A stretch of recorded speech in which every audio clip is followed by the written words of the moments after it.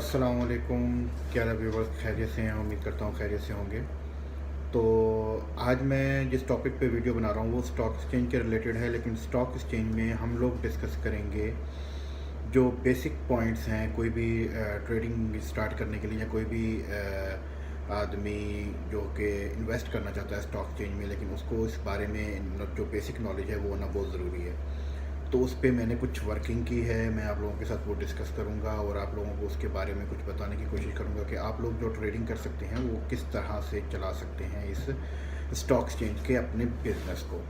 तो सबसे पहले तो मैं आपको यह बता दूं कि जो स्टॉक एक्सचेंज का ट्रेडिंग के लिए हमारा ट्रेडिंग करना है, उसमें जो बेसिक थिंग है कि आप लोगों को ये चीज़ क्लियर होनी चाहिए कि आप लोग जो स्टॉक एक्सचेंज की ट्रेडिंग कर रहे हैं तो आपका माइंड प्रिपेयर होना चाहिए कि ये लॉस एंड प्रॉफिट का काम है, जिसमें लॉस भी हो सकता है और प्रॉफिट भी हो सकता है। और अगर आपको बेसिक जो उसकी जो पॉइंट्स हैं अगर उनके बारे में नहीं पता और आप लोग स्टार्ट कर देते हो बिज़नेस को, तो क्योंकि मैं कुछ रोज़ पहले एक यूट्यूब पे सुन रहा था, तो एक हमारे डॉक्टर साहब थे आई थिंक सो, तो उन्होंने कहा कि जिस जो ट्रेडिंग है हर वो आदमी स्टॉक एक्सचेंज में काम कर सकता है जो कि ये परचून का काम, या जो कि करियाना मर्चेंट टाइप का, उन्होंने एक मुझे एग्जांपल दी कि जो वो करना जानता हो तो वो कर सकता है। लेकिन उसके साथ साथ वो तो ठीक है, वो हिसाब किताब तक तो उस बात की समझ आती है, लेकिन उसको लेके चलना, ट्रेडिंग करना जो कि टोटली डिफरेंस है, और उसमें आपका नॉलेज होना और आपको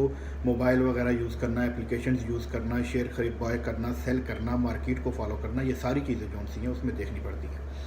तो चले मैं स्टार्ट करता हूँ फर्स्ट पॉइंट से। तो आपको स्क्रीन पे लेके चलता हूँ अपनी कंप्यूटर स्क्रीन, आपको बताता हूँ कि वो कौन से पॉइंट्स हैं जिनको हम लोग स्टार्टिंग में अपने माइंड में रखें, तो इंशाल्लाह और अज़ीज़ हम लोग कामयाब रहेंगे। तो मैं आपको अपनी कंप्यूटर स्क्रीन पे लेके जाता हूँ। तो हमारे पास जो सबसे फर्स्ट पॉइंट है कि हम लोगों को ये मालूम करना है कि कौन सा ब्रोकर, ये जो स्पेशली इंडिया पाकिस्तान के लिए मैं बताऊंगा, कौन सा ब्रोकर जो है वो हमारे लिए बेस्ट है। कैसे बेस्ट मालूम होगा, इसके लिए आपको हेल्प मिल जाएगी जो आपके रिलेटेड स्टॉक एक्सचेंज है उसके ऊपर जो रजिस्टर्ड ब्रोकर्स होते हैं वो आपके पास मौजूद होंगे। वहाँ से लिस्ट आप सॉर्ट आउट कीजिएगा, और सिर्फ उनमें एक चीज़ देखनी है कि वो लोग जो उनकी फ़ीस होती है जब वो आप शेयर सेल बाय करते हैं तो उस पर कितने परसेंट वो लोग आपसे क्लेम करते हैं। जो कम से कम करता हो आपने वो करना है। कोशिश ये करें कि सब लोग जो स्टॉक एक्सचेंज के साथ रजिस्टर्ड हैं उन्हीं को ही आप कंसिडर करें।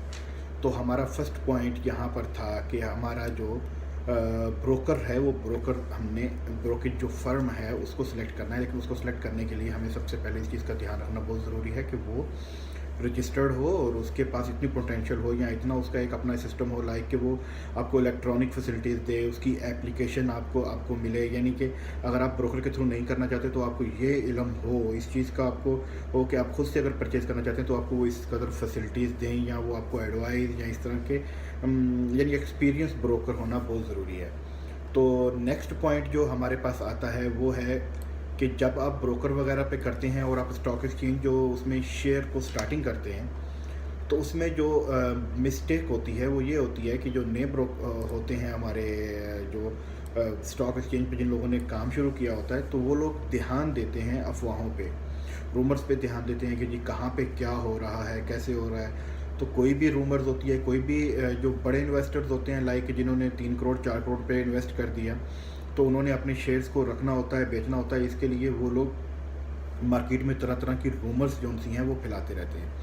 इसमें एक आगे चल के पॉइंट आएगा, हमारा जो इकोनॉमिक पॉइंट ऑफ व्यू है, जो पॉलिटिक्स के रिलेटेड है, या जो ओवरऑल यानी ये कोरोना सिम्टम या इस तरह के जो प्रॉब्लम्स आ रहे हैं उनके बारे में हम डिस्कस करेंगे। लेकिन जो रूमर्स होती हैं जो कि सिर्फ मार्केट की हद तक होती हैं कि लाइक कोई एक शेयर है जो फॉर एग्जांपल 5 रुपीज़ का सेल हो रहा है, तो आपको इसमें रूमर्स मिलती हैं, लाइक लोगों ने तरह तरह के लोगों के आपस में सिटिंग्स होती हैं, उनके आपस में कम्युनिकेशंस होते हैं ड्यू टू आप कह लें कि उससे सोशल मीडिया के थ्रू होते हैं। तो वो लोग एक दूसरे को सजेस्ट करते हैं भाई ये वाला आप शेयर खरीद लो या ऐसे कर लो। तो उसमें रूमर्स इसलिए ये फैलाई जाती हैं कि जिनकी ज़्यादा इन्वेस्टमेंट होती है वो लोग चाहते हैं कि हम लोग ज़्यादा प्रॉफिट उठाएं अपने शेयर से, और वो दिखाने के लिए, दिखावे के लिए मार्केट में उस रेट को अप भी करते हैं फॉर फ्यू डेज़, यानी 4-5 दिन, 10-15-20 दिन, महीने के लिए वो जो सर्कुलेट करता रहता है वो शेयर, और उसकी कीमत हाई होती रहती है और बाद में उसकी एकदम से डाउन होती है।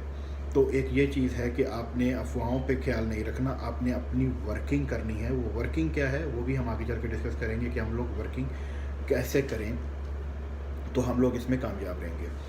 और उसके बाद आ जाता है ये जो वर्किंग का पॉइंट मैंने दिया, उसमें चूज़ राइट स्टॉक का पॉइंट आ जाता है हमारे पास कि जी स्टॉक जौन सा है वो राइट लेना है।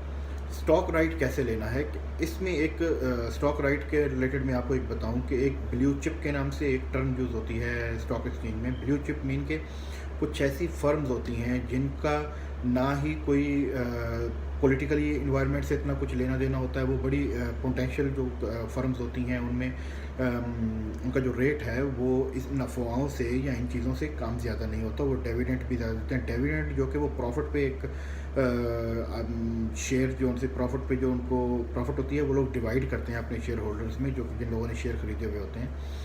तो राइट जो है वो आप चेक कीजिए, जिसमें आपको 2-3 वेबसाइट्स हैं। वेबसाइट्स पे एक तो पाकिस्तान स्टॉक एक्सचेंज की है, एक के ट्रेड वालों की, ऐसे करके कुछ वेबसाइट्स हैं जिसके अंदर से आपको इसका डाटा मिलेगा। डाटा क्या मिलेगा, पिछले 8-10 साल का आप उनका डाटा चेक करें तो आप देखें कि कब उनका एवरेज रेट क्या था, उनका हाई रेट क्या था, उनका लो रेट क्या था, इसमें क्या कम हो रहा है, ज़्यादा हो रहा है। ये चीज़ें जो ईयर बाय ईयर, ये मैं एक वीडियो बनाऊंगा इस पे भी आपको इस पे बताऊंगा कि कैसे आप लोग देख सकते हैं कि रेट कम हो रहा है या ज़्यादा हो रहा है, ये कैसे आप लोगों ने इसको डिसाइड करना है। तो अभी जो टेक कैलकुलेटर रिस्क, ये कैलकुलेटर रिस्क जो है वो उसके में वो चीज़ ये कहना चाह रहे हैं कि आप लोगों के पास कितना मार्जिन है, यानी कि आप कितनी अमाउंट है वो जो आप लॉस कर सकते हैं। आपके माइंड कितना बना हुआ है कि मेरे पास फॉर एग्जांपल 200,000 रुपीज़ है या किसी भी करेंसी में है, तो आप लोग उसको उसमें से कितना जो मार्जिन है वो स्टॉक एक्सचेंज में इन्वेस्ट करेंगे। ऊपर अपना माइंड को प्रिपेयर कर लें कि ये जो मनी है इसमें से अर्न भी हो सकता है और ये लॉस भी हो सकता है। ये चीज़ आपकी बहुत क्लियर होना बड़ी ज़रूरी है कि आप लोग पहले से अपना माइंड बनाएं इस चीज़ के लिए। अच्छा, उसके बाद जो हमारा नेक्स्ट पॉइंट है वो है हमारा रिलेटेड कि लोग जो हैं वो ग्रीडी हो जाते हैं किसी चीज़ को लेके कि हमें ज़्यादा प्रॉफिट चाहिए। वो लोग फिर मार्केट में डेली का डेली ये देखना शुरू कर देते हैं कि आज कौन सा शेयर ऊपर जा रहा है, कौन सा शेयर नीचे जा रहा है। जब वो ऊपर जा रहा होता है तो लोग जल्दी से जल्दी उसको खरीदते हैं, लेकिन जब उसकी प्रॉपर वर्किंग नहीं करते, उसके बारे में प्रॉपर जानते नहीं हैं, लेकिन सिंपल वो सिर्फ मार्केट को इंडिकेट्स देखते रहते हैं, या कोई उसको बोल दे उनको, जैसे रूमर्स का हम लोगों ने डिस्कस किया, कोई बोल दे कि भाई ये ऐसे शेयर हो रहा है, ऊपर हो रहा है, नीचे हो रहा है, तो वो लोग जल्दी से लालच में आते हैं और आके अपना नुकसान कर बैठते हैं। ये चीज़ जो सी है वो नहीं होनी चाहिए। अच्छा, उसके बाद जो हमारा नेक्स्ट पॉइंट जो मैंने सेग्रीगेट किया वो ये है कि इमोशनल भी नहीं होना। इमोशनल नहीं होना आपने। इमोशनल मीन के लाइक आप अपने बिजनेस में आके किसी भी परेशानी में या किसी प्रॉब्लम में आके आप लोग कहते हैं कि जी बस मुझे ये शेयर जोन सा है वो बेच देना चाहिए या मुझे ये वाला ख़रीद लेना चाहिए। इमोशनल बिल्कुल नहीं होना। और उसके अलावा जो रिसर्च है, अपनी रिसर्च, जो नेक्स्ट पॉइंट है कि अपनी रिसर्च आपने मजबूत रखनी है। रिसर्च मीन कि आपने डेली बेसिस पे कंपनीज़ को देखना है। जो हाई कंपनीज जा रही हैं, तो समटाइम ऐसा होता है जो कंपनीज बहुत ज़्यादा हाई जाना शुरू हो जाती है तो उसका नीचे आने का चांसेस बढ़ जाता है, क्योंकि वो फिर जो हाई हो रही है वो किसी अच्छे इन्वायरमेंट में अगर हाई हो रही है तो इट्स मीन कि वो कुछ छोटा सा इन्वायरमेंट, कोई डाउन साइज में अगर कोई प्रॉब्लम होगी तो वो नीचे भी आ सकता है। तो इसके बाद जब आप ट्रेडिंग, जब सारी चीज़ें होने के बाद जब ट्रेडिंग स्टार्ट करेंगे तो उसमें जो नेक्स्ट पॉइंट है आपको ये होना चाहिए कि ट्रेडिंग किस टाइप की करना चाहते हैं। कुछ लोग यूँ करते हैं कि वो डेली बेसिस पे ट्रेडिंग करते हैं, कुछ BDSD करते हैं, ये लाइक के जी करते हैं, कुछ जो से हैं वो स्विंग की तरफ जाते हैं, या कुछ लॉन्ग टर्म करते हैं।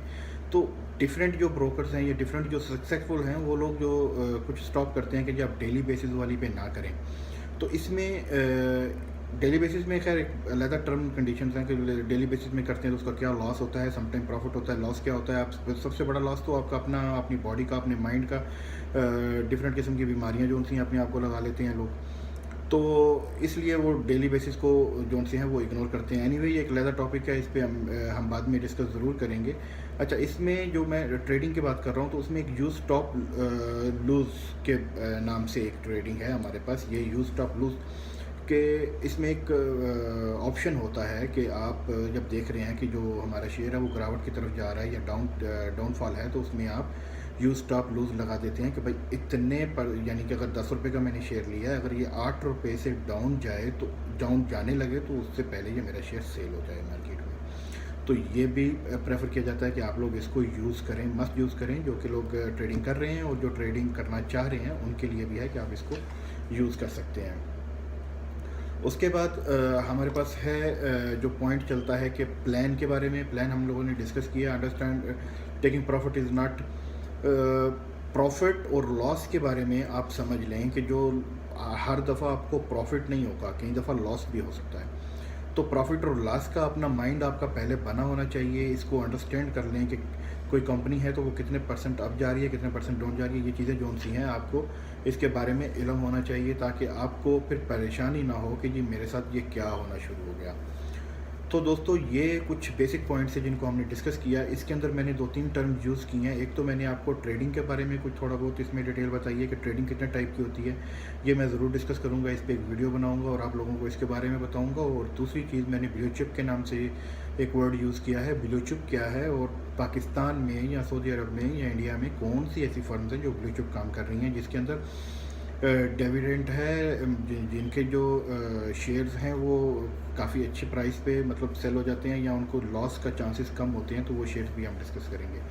तो उम्मीद करता हूँ आपको ये वीडियो मेरी अच्छी लगी होगी। तो प्लीज़ मेरे चैनल को लाइक कर दें, वीडियो को लाइक करें, सब्सक्राइब कर दें मेरे चैनल को और वीडियो को शेयर कर दें, और इंशाल्लाह मिलते हैं नेक्स्ट वीडियो पे। थैंक यू, अल्लाह हाफिज़।